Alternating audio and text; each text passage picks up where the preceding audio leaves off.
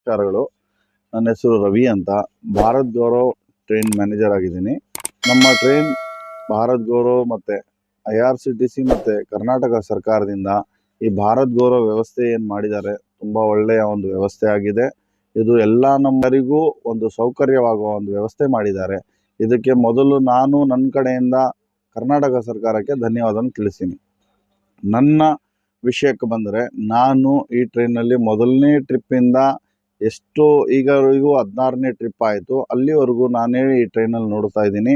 ಆದರೆ ನಮ್ಮ ಯಾತ್ರಿಗಳು ತುಂಬ ಸಂತೋಷದಿಂದ ಬಂದು ಸಂತೋಷದಿಂದ ಹೋಗ್ತಾ ಇದ್ದಾರೆ. ಅದು ನಮಗೆ ಮುಖ್ಯ ಉದ್ದೇಶ. ಇದೇ ನಮ್ಮ ಕಾನ್ಸೆಪ್ಟ್ ಆಗಿರುತ್ತೆ. ಇದು ಈಗ ಟ್ರೈನಲ್ಲಿ ಬರೋಕ್ಕೆ ಮೊದಲು ನಮ್ಮ ವ್ಯವಸ್ಥೆಗಳು ಏನೇನಿರುತ್ತೆ ನಿಮಗೆ ತಿಳಿಸ್ಕೊಡೋಕ್ಕೆ ಇಷ್ಟಪಡ್ತೇನೆ. ನಮ್ಮ ಟ್ರೈನಲ್ಲಿ IRCTC ಸಿಬ್ಬಂದಿ ಇರ್ತೀವಿ, ನಾವಿರ್ತೀವಿ. ಎಲ್ಲ ಸೇರಿ ಒಂದು 90ರಿಂದ 100 ಸಿಬ್ಬಂದಿ ಇರ್ತೀವಿ. ಸಿಬ್ಬಂದಿ ಇದು ನಮ್ಮ ಯಾತ್ರಿಗಳಿಗೆ ಒಂದು ಒಳ್ಳೆಯ ವಾತಾವರಣ ಉಂಟು ಮಾಡಬೇಕು. ಅವ್ರು ಬಂದಿದ್ದ ತಕ್ಷಣ ಒಂದು ಮೊದಲನೇದಾಗಿ ಅವ್ರಿಗೆ ನಾವು ಮೆಸೇಜ್ ನಮ್ಮ IRCTC ಕಡೆಯಿಂದ ಟಿಕೆಟ್ ಬುಕ್ ಆಗುತ್ತೆ.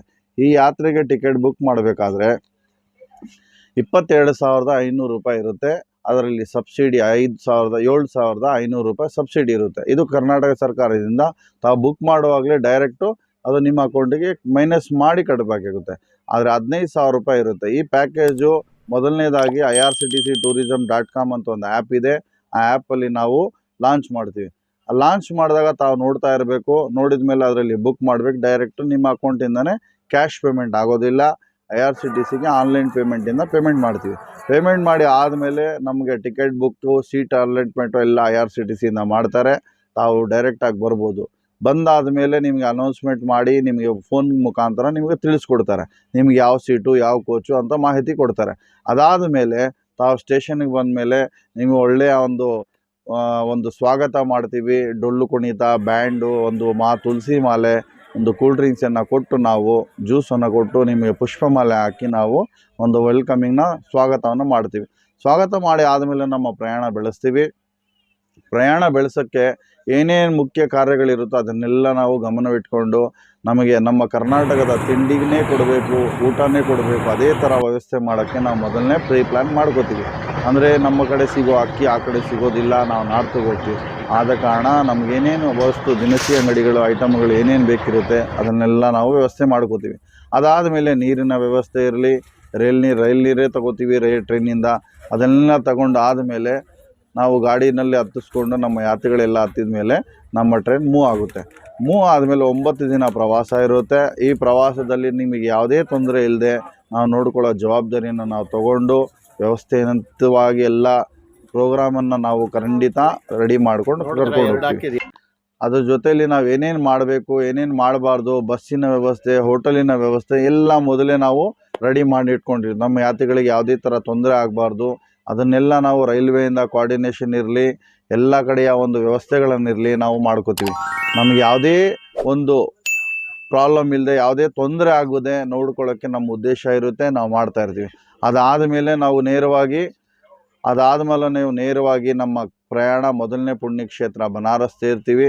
ಬನಾರಸ್ ಸೇರಿದ ಮೇಲೆ ಅಲ್ಲಿನ ವ್ಯವಸ್ಥೆಗಳು ಬಂದು ಸ್ಟೇಷನಲ್ಲಿ ಬಸ್ ರೆಡಿ ಇಟ್ಟಿರ್ತೀವಿ. ಬಸ್ಸಲ್ಲಿ ಎಲ್ಲರೂ ನಮ್ಮ ಯಾತ್ರಿಗಳು ಕುಳಿಸ್ಕೊಂಡು ಅಲ್ಲಿಂದ ನೇರವಾಗಿ ನಾವು ಹೋಟೆಲ್ ರೂಮ್ಗೆ ಹೋಗ್ತೀವಿ.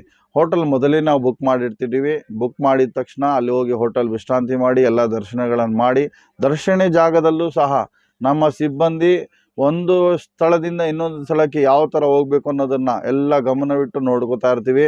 ಈಗ ನಾವು ಇದು ಮುಖ್ಯವಾಗಿ ಈಗಲೇ ಈ ಟ್ರಿಪ್ಪಲ್ಲಿ ಇದ್ದೀವಿ.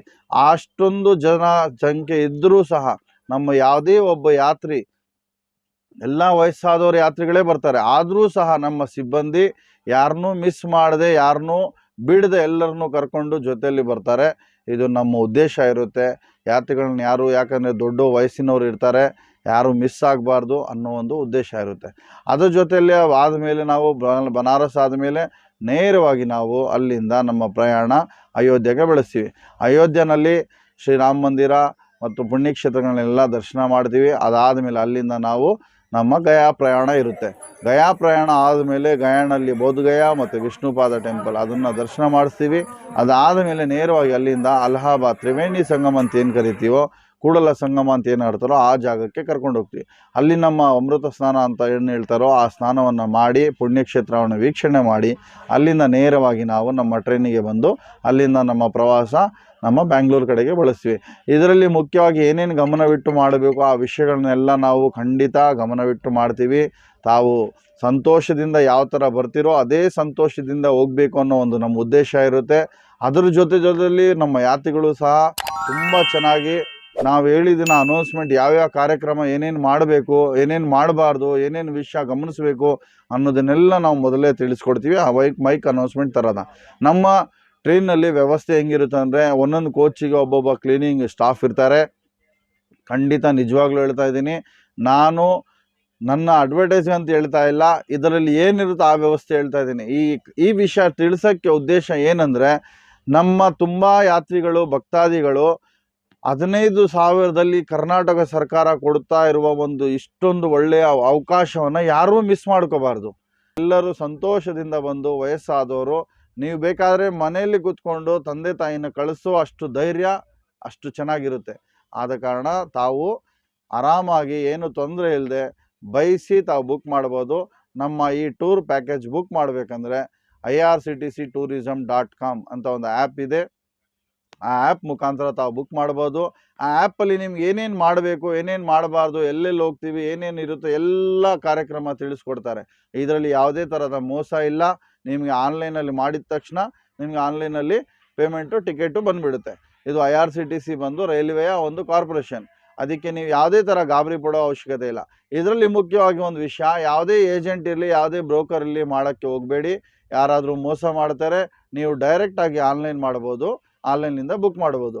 ಅದೇ ಥರ ನಿಮಗೆ ಆಫೀಸು ಬೇಕಾದರೆ ಬೆಳಗಾಮಲ್ಲೂ ಇದೆ, ರೈಲ್ವೆ ಸ್ಟೇಷನಲ್ಲಿ, ಮೈಸೂರಲ್ಲಿ ಇದೆ, ಹುಬ್ಬಳ್ಳಿಯಲ್ಲಿ ಇದೆ, ಬೆಂಗಳೂರಲ್ಲಿ ಇದೆ. ಬೆಂಗಳೂರಲ್ಲಿ 1ನೇ ನಂಬರ್ ಪ್ಲ್ಯಾಟ್ಫಾರ್ಮ್ ಆಚೆ ಹಾಲ್ ಇದೆ. ಆ ಹಾಲಲ್ಲಿ ಸಹ ನಮ್ಮ IRCTC ಆಫೀಸ್ ಇದೆ.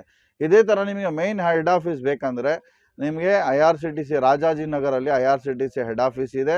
ರಾಜ್ಕುಮಾರ್ ರೋಡಲ್ಲಿ IDBI ಬ್ಯಾಂಕ್ ಅಂತಿದೆ. ಆ ಬ್ಯಾಂಕ್ ಮೇಲ್ಗಡೆ ಬಿಲ್ಡಿಂಗಲ್ಲಿ ಇದೆ.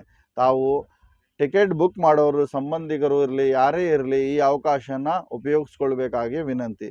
ಧನ್ಯವಾದಗಳು, ನಮಸ್ಕಾರಗಳು.